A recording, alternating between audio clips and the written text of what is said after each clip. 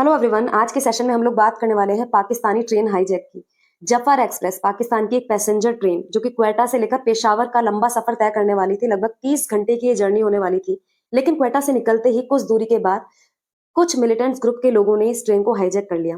कहा जा रहा है कि 500 लोग इस ट्रेन के अंदर सवार थे, जिसमें से 214 लोगों को होस्टेज बना लिया गया। इनमें पाकिस्तानी आर्मी, पाकिस्तानी पुलिस और आईएसआई ऑफिशियल्स भी शामिल थे। न्यूज़पेपर की क्लिपिंग्स आप स्क्रीन पर देख सकते हैं। बहुत सारी नेशनल और इंटरनेशनल मीडिया लगातार इस मुद्दे को कवर कर रही है। बहुत सारे हॉस्टेजेस को रेस्क्यू भी किया जा चुका है, बिकॉज पाकिस्तानी मिलिट्री ने ऑलरेडी एक ऑपरेशन लॉन्च कर दिया है, रेस्क्यू ऑपरेशन, जिसमें 150 लोगों को रेस्क्यू किया जा चुका है। 27 रेबल्स को भी मार दिया गया है। इवन ये डेटा अब और भी अपडेट हो चुका है, क्योंकि इशू लगातार चल रहा है और रेस्क्यू ऑपरेशन लगातार जारी है। इन सभी चीजों को आज के सेशन में समझने की कोशिश करेंगे और बलूचिस्तान का लार्जर इशू क्या है उसे भी देखने की कोशिश करेंगे। सबसे पहले तो बात करें जफर एक्सप्रेस ट्रेन की, जो कि हाईजैक की गई है बलूच लिबरेशन आर्मी के द्वारा, बीएलए, जो कि एक एक्सट्रीमिस्ट ग्रुप है जो कि बलूच इंडिपेंडेंस की डिमांड करता है, बलूचिस्तान के इंडिपेंडेंस की डिमांड करता है। इस डिमांड को आप समझे उससे पहले एक बार पाकिस्तान के मैप में आप बलूचिस्तान के एरिया को देखिए। बलूचिस्तान जो है पूरे पाकिस्तान का लार्जेस्ट एरिया ऑक्यूपाई करता है। पाकिस्तान के 4 प्रोविंसेस बलूचिस्तान, सिंध, पंजाब और खैबर पख्तूनख्वा में बलूचिस्तान का एरिया सबसे बड़ा है। इसी बलूचिस्तान के क्वेटा से निकलकर पेशावर की तरफ ट्रेन आगे बढ़ रही थी जब उसे हाईजैक किया गया। ये जो रेड डॉट आप अपनी स्क्रीन पर देख रहे हैं, एग्जैक्ट इसी जगह पर मिलिटेंट ऑर्गेनाइजेशंस के द्वारा ट्रेन को हाईजैक किया गया। यदि इस जगह को आप देखें तो एक टनल आपको दिखाई देगी। पाकिस्तान का जो बोलन दर्रा है उसके बीच से टनल पास होती है। इस एरिया में बहुत ज्यादा इंफ्रास्ट्रक्चर का डेवलपमेंट नहीं है। कनेक्टिविटी को इंश्योर करने के लिए इस तरीके की बहुत सारे टनल्स बनाई गई हैं। लगभग 17 टनल्स इस तरीके की यहाँ पर आपको देखने को मिल जाएंगी, जहां से कनेक्टिविटी इंश्योर की जाती है। और इन्हीं टनल्स में से टनल नंबर 8 के पास ये हाईजैक हुआ बताया जा रहा है। डिमांड्स की यदि बात की जाए तो बलूच लिबरेशन आर्मी चाहती है कि उनके बलूच एक्टिविस्ट और पॉलिटिकल प्रिजनर्स को अनकंडीशनली रिहा कर दिया जाए। इसके लिए उन्होंने पाकिस्तानी गवर्नमेंट को 48 आवर्स की डेडलाइन भी दी है। उन्होंने वार्न किया है कि 48 घंटे के अंदर अंदर या तो आप हमारे सारे एक्टिविस्ट, पॉलिटिकल प्रिजनर्स को रिहा करो, या फिर हम इन सभी बंधकों को मार डालेंगे। अटैक की स्ट्रेटेजी हम लोग पहले ही देख चुके हैं कि रेलवे ट्रैक्स को उड़ा दिया गया, जिसके कारण ट्रेनें डीरेल हो गई और हैवी फायरिंग वहां पर की गई और इनको हाईजैक कर लिया गया। और देखिए, जहां तक बात है इस हाईजैक की, ये कोई आइसोलेटेड इवेंट नहीं है। इस तरीके के इवेंट्स हमें लास्ट एक डेकेड से पाकिस्तान में देखने को मिल रहे हैं। और 2024 की यदि बात की जाए तो सबसे डेंजरस ईयर पाकिस्तान के लिए रहा है। लगातार इस तरीके के अटैक्स हमें देखने को मिले हैं। अगस्त 2024 में एक ब्रिज ब्लास्ट पाकिस्तान में हुआ था, और नवंबर 2024 में क्वेटा के रेलवे स्टेशन पर बॉम्ब ब्लास्ट हुए थे, जिसमें बहुत सारे लोगों ने अपनी जान गंवाई थी। पाकिस्तानी गवर्नमेंट के यदि रिस्पांस की बात की जाए तो ऑफिशियली रिस्पांस पाकिस्तान की गवर्नमेंट का कोई नहीं आया है, लेकिन रेस्क्यू ऑपरेशन जरूर उन्होंने लॉन्च कर दिया है, जिनका बलूच लिबरेशन आर्मी के साथ लगातार आमना सामना चल रहा है। और कोशिश यही है कि सभी लोगों को सुरक्षित वहां से वापस लेकर आया जाए। यदि बात की जाए बलूचिस्तान लिबरेशन आर्मी के फॉर्मेशन की, तो 1970s में इसका फॉर्मेशन हुआ था।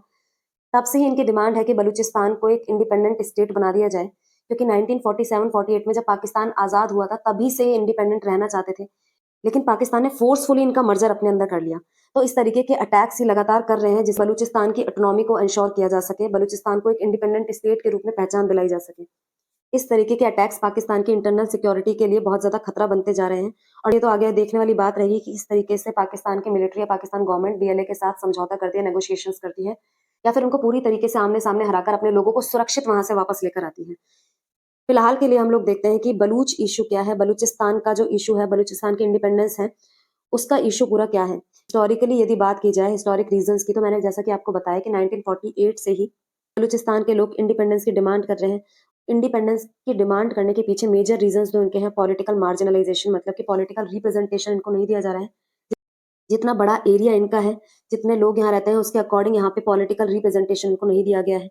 साथ ही इकोनॉमिक एक्सप्लॉयटेशन इनका किया गया है। जो बलूचिस्तान का एरिया है वो नेचुरल रिसोर्सेज से भरपूर है, लेकिन इसकी डेवलपमेंट में उतना ही पीछे है। इकोनॉमिकली इसका डेवलपमेंट उतना नहीं हुआ है जितना कि रेस्ट ऑफ द पाकिस्तान का हुआ है। इसलिए बलूचिस्तान के नेशनलिस्ट लीडर्स जो हैं ऑटोनॉमी या फिर इंडिपेंडेंस की डिमांड कर रहे हैं। इसके साथ ही डिमांड को लीड करने वाले लोग कौन है?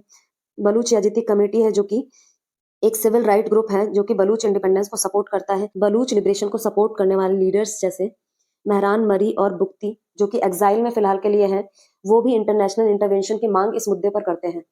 इसके साथ यदि बात की जाए तो बीएलए कोई आइसोलेटेड ग्रुप नहीं है जो अकेला इतने बड़े मूवमेंट को चला रहा है। बहुत सारे ऐसे ग्रुप्स हैं जो कि इस मूवमेंट को सपोर्ट करते हैं, जिसमें Balochistan Republican army, United Baloch army और बलूच राजी अजॉय संगार, जो कि एक अम्ब्रेला ऑर्गेनाइजेशन है, ये सभी इसमें इंपॉर्टेंट रोल प्ले करते हैं।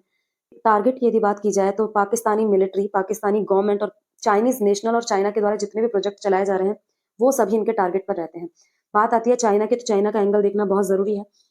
दोस्तों, चाइना ने रिसेंटली पाकिस्तान में काफी हैवी इन्वेस्टमेंट किया है। चाइना के बेल्ट एंड रोड इनिशिएटिव, जिसके अंदर चाइना पाकिस्तान इकोनॉमिक कॉरिडोर, जो कि ऊपर यहाँ से शुरू होता है और पूरे पाकिस्तान को कनेक्ट करते हुए नीचे जो ये आप देख रहे हैं ग्वादर पोर्ट, ये क्या है, चाइना का सीपीईसी जो कॉरिडोर है उसका लास्ट पार्ट है। गेटवे इसे कहा जाता है। इसको डेवलपमेंट करने के पीछे चाइना का हाथ है। बलूचिस्तान के लोग मानते हैं कि जो चाइना है यहाँ पर इतना हैवी इन्वेस्टमेंट कर रहा है।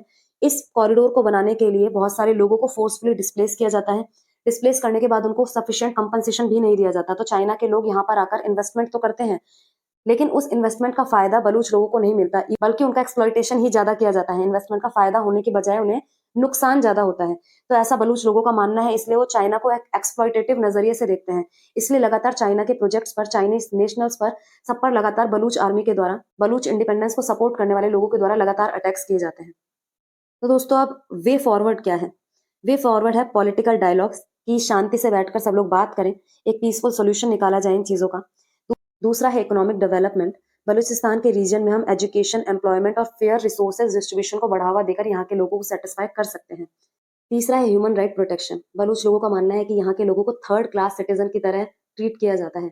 यहाँ के लोगों का डेवलपमेंट उस तरीके से नहीं किया जाता, यहाँ के लोगों पर उस तरीके से ध्यान नहीं दिया जाता जिस तरीके से रेस्ट ऑफ द पाकिस्तान के सिटीजन्स पर ध्यान दिया जाता है। तो इस इशू को टैकल किया जाना बहुत जरूरी है। Last but not the least, regional cooperation. Pakistan को डिप्लोमेटिकली इंटरनेशनल स्टेक होल्डर्स के साथ एंगेज करके इस इशू को रिजॉल्व करने की कोशिश करनी चाहिए। सो बलूच कॉन्फ्लिक्ट अभी के लिए तो अनरिजॉल्व है, लेकिन इन फ्यूचर वी होप कि इस तरीके के इश्यूज को रिजॉल्व किया जाएगा। पॉलिटिकल विल यदि हो, सभी स्टेक होल्डर्स को यदि साथ में लिया जाए, तो इस तरीके के इश्यूज रिजॉल्व किए जा सकते हैं, जिससे कि एरिया में लॉन्ग टर्म पीस एस्टेब्लिश की जा सके। आज के सेशन में इतना ही है। Thank you very much.